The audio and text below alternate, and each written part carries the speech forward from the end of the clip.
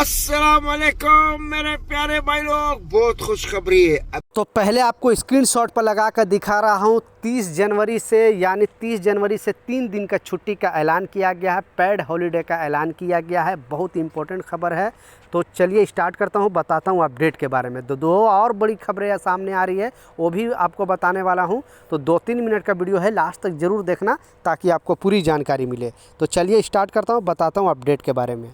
पहला जो अपडेट है, इस अपडेट में बताया जा रहा है, बेसिकली आपको मालूम है कि दुनिया में सबसे शांति जो शहर है वो अबू धाबी का नाम जोड़ा जाता है। उसमें नंबर 1 पे अबू धाबी आता है, दुबई भी इसमें इंक्लूड है, लेकिन मेन है अबू धाबी, यानी यूएई का जो राजधानी है।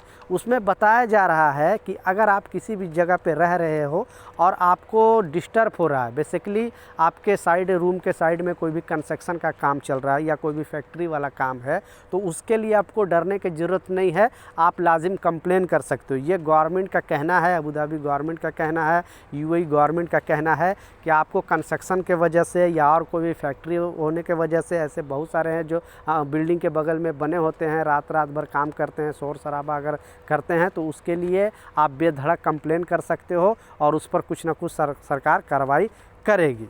दूसरा जो अपडेट है, जैसा आप देख सकते हो, परसों के भी वीडियो में मैंने बताया था कि ये जो गवर्नमेंट ने एक अपडेट जारी किया है और इस आर्टिकल में बताया जा रहा है, लेकिन लोगों को शायद ये अनसुना कर रहे हैं, लेकिन ये फैक्ट है। आपके साथ नहीं हो रहा है, लेकिन आने वाले लोगों के साथ हो सकता है, इसलिए इस अपडेट को लाया है अपने न्यूज़पेपर में गवर्नमेंट ने और लोगों को बताया है। बेसिकली इस नियम में बताया जा रहा है कि अगर आप यूएई के अंदर आ रहे हो, फर्स्ट टाइम आ रहे हो या फिर कंपनी भी चेंज कर रहे हो बेसिकली, तो आप नए जॉब के लिए अगर तलाश कर रहे हो तो ये 2 चीज़ आपके अंदर होना चाहिए। पहला इसमें जो बताया जा रहा है कि आपको कुछ ना कुछ इंग्लिश का अगर नॉलेज है, यानी कुछ इंग्लिश टूटी बूटी भाषा में भी अगर छोटी मोटी आप बोलते हो, तो एचआर टीम का कहना है, जो आपको सिलेक्शन करता है, बड़े बड़े जितने एचआर लोग का टीम का कहना है कि आपको सिलेक्शन होने का चांस ज़्यादा है, यानी जल्दी आपको जॉब मिल जाएगा।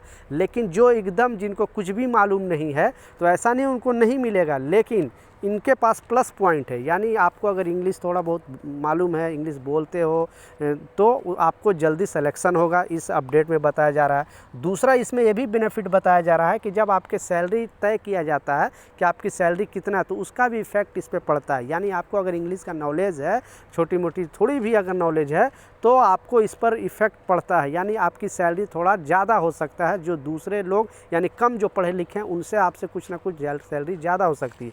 ये एचआर टीम का कहना है, क्योंकि एचआर टीम ही सिलेक्शन करती है श्रमिक लोगों को, कामगारों लोगों को, या फिर दूसरे लोग जो होते हैं, जो भी सिलेक्शन टीम जो होती है, मेन टीम में एचआर टीम ही करती है। तो इस बात का लाजिम ख्याल रखें और अपने दोस्तों को, भाइयों के साथ ज़रूर शेयर करें वीडियो, ताकि जो लोग यूएई के अंदर आना चाहते हैं, दुबई के अंदर आना चाहते हैं, उनको पहले से ये चीज़ की जानकारी हो जाए और छोटी मोटी थोड़ी बहुत भी अगर उनको भाषा सीख लेते हैं तो उनके लिए बहुत अच्छा रहेगा। इसलिए अपडेट जारी करके इसमें बताया गया है।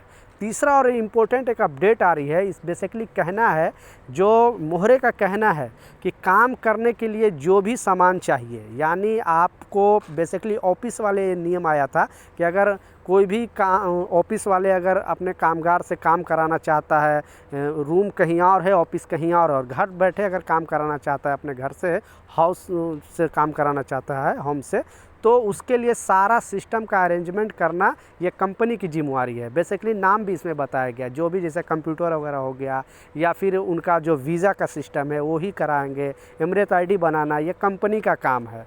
उसी से रिलेटेड जो कामगार हैं, जो कंस्ट्रक्शन फील्ड में काम करते हैं या किसी भी फील्ड में आप काम करते हो, तो जो भी सामान जो है, बेसिकली कहने का मतलब है कि कपड़ा से लेके हर एक पीपी, हर एक चीज़ वो कंपनी का जिम्मेवारी है। वीज़ा, पीपी प्लस आने जाने का सारा चीज़ प्रोवाइड कराना ये कंपनी की जिम्मेवारी है, आपको टेंशन लेने का ज़रूरत नहीं है।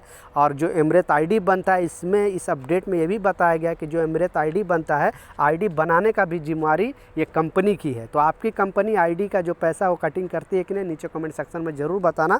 अगर काटती होगी और आपके पास डॉक्यूमेंट है तो बेधड़क मोहरे में कंप्लेन कर सकते हो, क्योंकि मोहरे ने ये अपडेट जारी करके बताया है।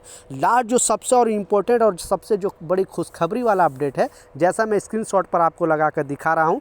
आप लोग भी इंडिया में बेसिकली इसे बोलते हैं शब बारात, ठीक है, शब बारात बोलते हैं, लेकिन यहाँ पे गल्फ़ कंट्री में शब मराज होता है और शब मराज का छुट्टी मिलता है जितने भी खाड़ी देश है जैसे Oman, Qatar, Saudi, Bahrain, Dubai.